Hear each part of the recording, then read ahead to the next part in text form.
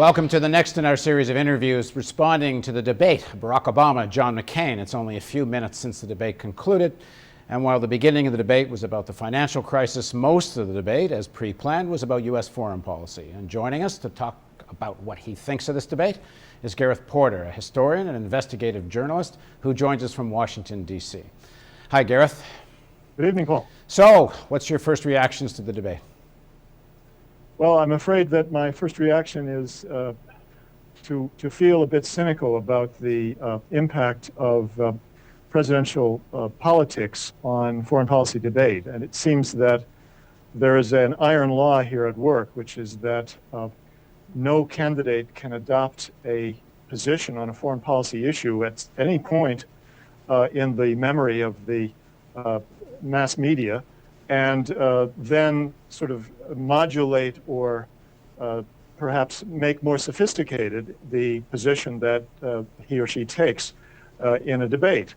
And what we saw in the debate tonight as far as foreign policy was concerned was so pre-digested and predictable in the sense that the candidates have said the same thing over and over again in the past, that it's hard to tease out any really new nuggets for commentary. I'm not saying there were none. I think there were a couple of things that were rather interesting. So who do you think won?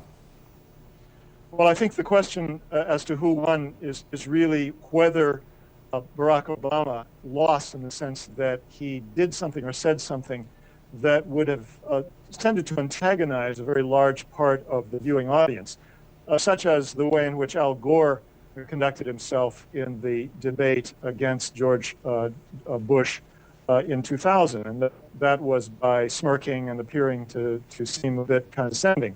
And I think by that measure, certainly Barack Obama did very well. He didn't do anything, I think, which would have caused him to lose the lead that he gained in recent days because of the financial crisis. And he did certainly give a good account of himself in terms of being in command of facts and of his own position, and being able to state it very well, very succinctly, and very directly to the audience. I had a very different impression. My impression was John McCain looked knowledgeable and authoritative, and Obama looked defensive. So I don't know if these things are just in the eyes of the beholder, but I thought you had a situation where John McCain, who if anyone really knows his policies, McCain has been in many times quite reckless and very militarist in what he wants to do, and the kind of people he has as his advisors. This is bomb, Iran McCain. One of his chief advisors, James Woolsey, who was former head of the CIA, wanted to bomb Syria during the Israeli-Lebanon war. There's so many places one could have really hit McCain, but I found that he just didn't lay a glove on him. So do you think he just had to be safe? Yeah.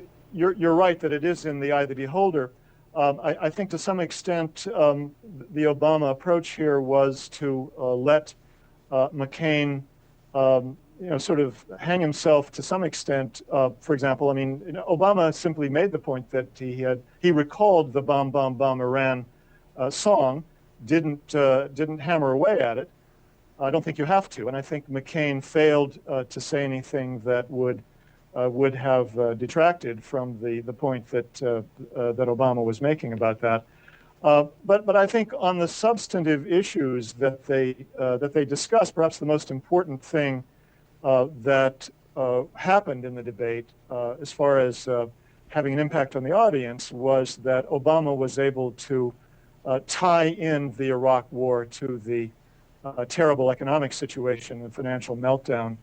And although I think he might have done a better job of it, I think he did effectively make the point that there is a connection here between the financial meltdown, between the economic situation, and the fact that the United States is effectively really making the equivalent of a bailout level of spending on wars in Iraq and the Pentagon budget every year.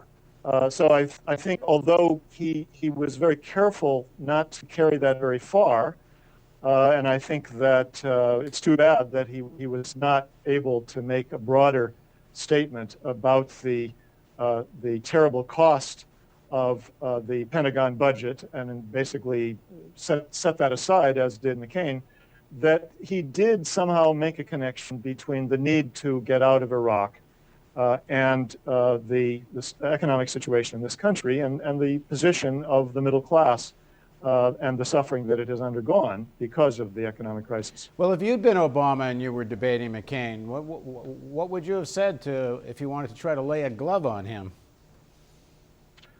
Well, I mean, as far as attacking McCain is concerned, I would say that what Obama said was really quite effective. I mean, I think, for example, on the question of diplomacy, Obama was really quite effective in the way in which he made it clear that McCain really doesn't understand diplomacy at all. And I think this is the one point where I must say that there was something new, at least as far as my understanding was concerned, because of McCain's handling of that issue of diplomacy with Iran. It became very clear for the first time that McCain really does not understand the idea, the concept of preconditions. Over and over again, he used that term preconditions in a way that suggested that he did not understand that the issue here is the insistence that the adversary must bow to a set of demands, substantive demands, before the United States would even talk to right, that and to be specific, although it may have been good if Obama had been specific, the big debate now is whether Iran continues to enrich uranium or not. And the Bush administration position, apparently McCain, is we won't talk until you suspend uranium enrichment, which is what they're supposed to be talking about. So well, of course, that is a level of detail that presidential debates don't seem to get into. That is sort of giving too much substance to the issue. Well, except maybe if you do get into some of that detail, people will know you know what you're talking about. Certainly some substance would help. Well, I think we're up against the inherent limitations, perhaps, of a presidential debate in terms of the level of substance that a candidate is really able to get into. And I have to sympathize with Obama in regard to that situation. So sorry, go ahead. I do think, though, that where Obama fell short most seriously was his inability or unwillingness to really go beyond the general point that the United States has to do more, send more troops to Afghanistan because that's where the central front of the war on terror is. And that, I'm afraid, is the worst example of this problem that I alluded to at the beginning, which is that once you take a position on one of these big national security foreign policy issues, you're sort of stuck with it. At least that seems to be the conviction of presidential campaigns. You're stuck with it, and therefore you can't really offer anything more thoughtful that relates to that issue. And I'm afraid what happens on the issue of Afghanistan is that Obama is stuck with the idea that the strategic issue is one that we must do more in Afghanistan, and that's that. And I have a feeling that the Obama campaign understands really more than is being the American people, that they understand that putting more troops into Afghanistan is not going to be enough. Well, I also think that he has to be able to say there's more wrong with the Iraq war than taking your eye off the ball. I mean, maybe 1 million people have died in that war, and it's about more than just taking your eye off the ball. And this question of the judgment, the one thing Obama did, this judgment not to go in, I think he could have made a lot more of it. But we'll be talking a lot more about this in the coming days. Thanks so much for joining us, Gareth. Thanks for having me, Paul. And thank you for joining us tonight.